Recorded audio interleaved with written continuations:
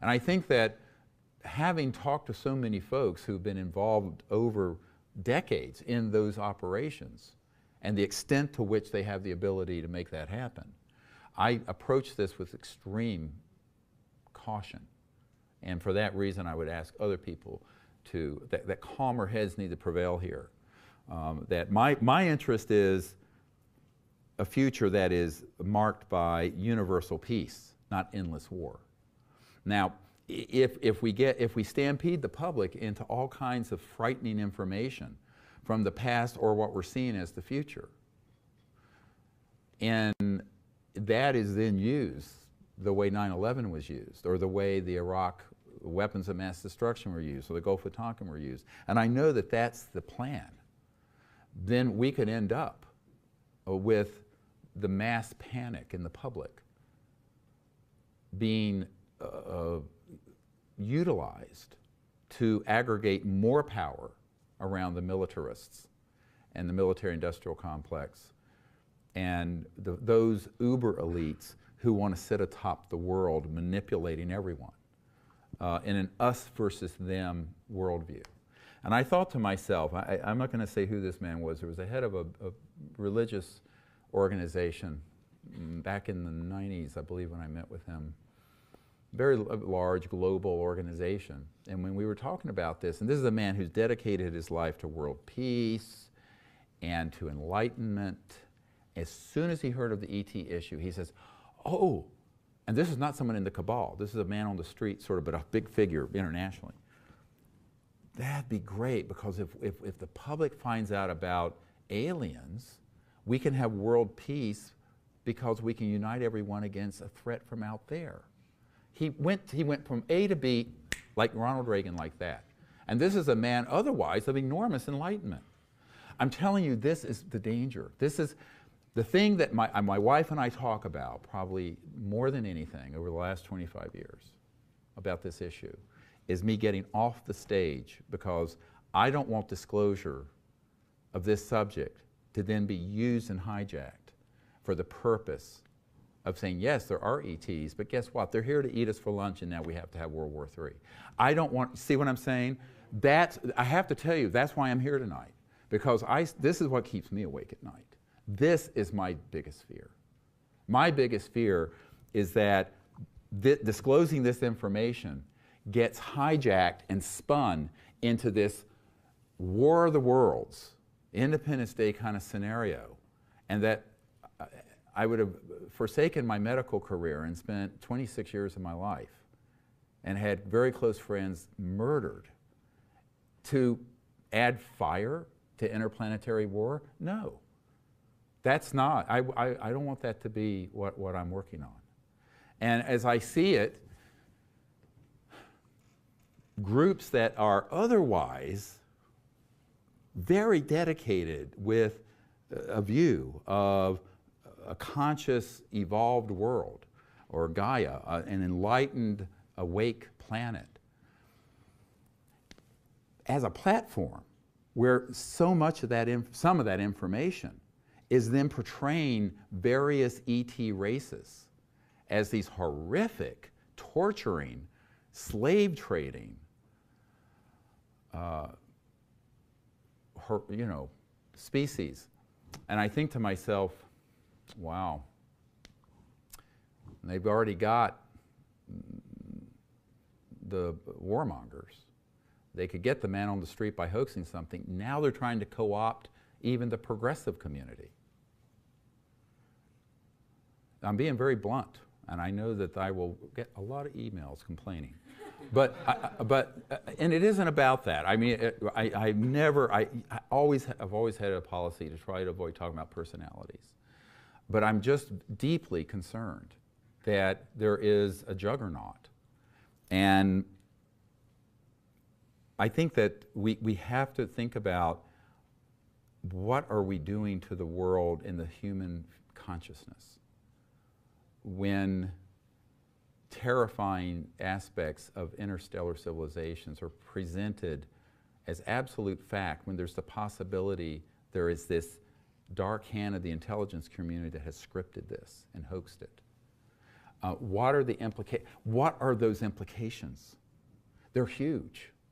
And I think there is a moral and ethical question here. And I will be honest with you, that's the only reason I'm doing this tonight. I think this is a matter of enormous moral and ethical concern that is not being discussed properly and fully. And I think we have to, I would rather stop everything I'm doing than to propel further disclosure if what it leads to is piggybacking onto disclosure, this fearsome new world order of interplanetary conflict and hatred. That is not what I've dedicated my life to. So that's my big concern. I'm being as honest, speaking from my heart as I can. Other questions? Yes, sir.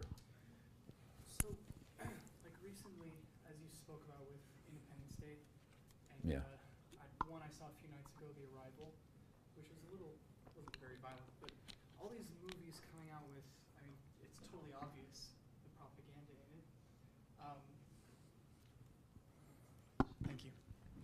When it comes down to it, because all the kids my age, I know that they all view this whole world like Independence Day resurgence, which was perfect in terms of displaying what the world would turn out to be.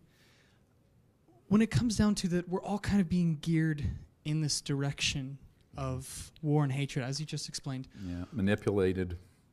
Yes, sir. Yeah. What, especially to the younger generations, what is the best shot in terms of trying to enlighten people on this subject? I know you've spoken of getting free energy out, spiritual awakening, and all those things. But what do you think is the best shot to get us out of this world? Well, I think that, to unlock this in a way that people will get behind and not be afraid of, and it is to speak the truth, which is what I'm trying to do. And people need to speak it to their own colleagues and cohorts. But I think the other thing we're wanting to do, although we haven't quite got it set up yet, we're wanting to do a disclosure concert that would have the top music acts in the world. Anybody out there, let's get the Foo Fighters and Bono of U2 and Lady Gaga and Katy Perry and everyone on a stage, and doing something so that a message that we're not alone, the universe is there, but in a way that says, now what's the next phase in human society? The next stage is not just internationalism and globalism at all. It's interplanetary, and it's enlightened, and it's an enlightened civilization. And I think this is something that, if people understand what the implications are of the secrecy, that 100 years of conscious evolution on this planet has been robbed by classified projects that have kept these technologies in a box and are now misusing them and have been misusing them for 60 years on people and hoaxing events rather than running your house and car. So there's no pollution. So people who care about the environment, people who care about world poverty, you need to connect. That what I tried to do beginning back in the 90s was to connect those dots. That the secrecy is anathema to a civilization that's sustainable and peaceful and just. So people who are concerned about that can be gathered together. And that's most people on the earth. The vast majority of people on the earth do not benefit from fossil fuels and nuclear power and secrecy. It's a very small number of people. And those people who would be displaced in a free energy economy, because at that point you've got such abundance, as a tide that'll lift the whole world, can be taken care of very easily and brought into other occupations besides digging up things and burning them or exploding them. So there is a way to get us out of this. And one thing I do want to say is that I am incredibly, I think the near term is fraught. I'm not going to say it's easy. One thing about being an emergency doctor, you come into my ER and you have a headache and I find a brain tumor, I ain't going to tell you you got a migraine. I'm going to tell you you got a brain tumor. So right now the humanity has a metastatic tumor of corruption and secrecy, which needs to get treated. So we have to acknowledge where we are. But I'm fully confident that we can recover from this, and we can begin a civilization that will allow us to do what I call a time snap, where we could and should have been 100 years ago with free energy from Tesla, et cetera, and so on, we could get to that in 15 years. By the time this young man is in college or past, we would have no pollution, no poverty, things that float instead of highways digging up the ground, and the beginning of an interstellar relationship with other planets that's peaceful. I think that's something that can happen very, very quickly once it begins to happen. But we need a critical mass of people coming together as a movement to do it. And so that's where the energy for me. And I think that I had a beautiful lucid dream about a year ago, almost exactly. So great you asked this question. And it was a lucid dream with a group of ETs, beautiful. And they specifically said you need to be doing things to reach the young generation, the next generation.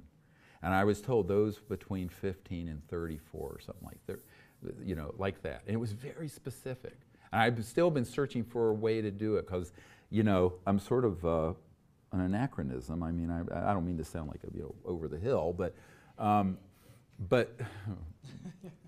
I do still bench press 410 pounds. So most of the buddies I have in their 20s, they come tangle with. Matter of fact, my son-in-law said, we're going to make it a club to take on Papa. That's my name for the grandchild, Papa, because I'm a beast. But I think that but I think that that this really is a great issue, and my guidance and the contact I've had with these interstellar people is that we really do need to get the involvement of folks who are from their late teens into their 30s heavily involved in this. But it doesn't need to be through Tom DeLonge saying, you know, there's evil aliens out there and the military's doing a great job of kicking alien butt, which if you distill a lot of what he's been saying on Coast to Coast and other shows is about that bad. So we need to have voices that are providing information. And I'm sorry, Tom, because we've known each other for a long time. This is all very painful for me. I guess you're gathering that. But that we have got to find a way to speak of this and act in a way that redounds to a beautiful future, not a disastrous one. And so I think that that's why we need to explain to people in their 20s and 30s that this world is going to be your world very soon. It is your world now, but you're going to be running it. And what do you want to have? Do you want to have endless war? You want to take 9/11 in Iraq and Afghanistan and then expand it to interplanetary war? Do you want to have another 100 years of global environmental destruction? Or do you want to have world peace, universal peace, free energy? And it needs to be said that starkly to everyone, from China to Russia to all over the world. And the reason I would love to organize a concert, a global music festival that would be live streamed all over the world is for that message to reach younger people. Yeah. So those of you who can help make that happen, give me a jingle. Okay, a couple more questions. Well, let's do, we don't want to ignore this group. Or someone in the middle. I want to ask you, how can a person authenticate the difference between in the dreams and sightings, in the dreams and in the sightings that people experience, how can they authenticate the real genuine article versus phony, illusional things? Like when you said you had a lucid dream with, how do you know that's real and that's not a directed operation type of situation? That's right. And this is a great question because, you know, how do you know? Well, you have to be brutally honest with yourself, and you also have to know enough that there could be both. If you don't know there could be both, you're never going to ask the question, was it one or the other, right? Whether it was ET or some man-made electronic warfare system. So knowing that is the first step. Then the second step is looking at how it unfolded. And were there, and I've actually interviewed a number of people who had really clear memories of an alien abduction, but then when they go deeper into their memory, there were people who were directing these robotic aliens. Now that's gotten covered up in a lot of the abduction research. So a part of it is looking at this and beginning to question everything. And I think if anything, tonight what I'd like to tell people is question everything and begin to look at everything very freshly. From a mechanical point of view. But from a mechanical point of view, distinguishing an interstellar vehicle from a man-made, that's pretty easy. When I take teams out, the phenomenon that happens that's interstellar, that's transdimensional and interstellar has a very distinctly feel and look versus an invasive. Now we've had both happen. We have had man-made intrusions into our contact sites, and it's quite obvious. It didn't fool anybody. They were hoping it would, but it didn't.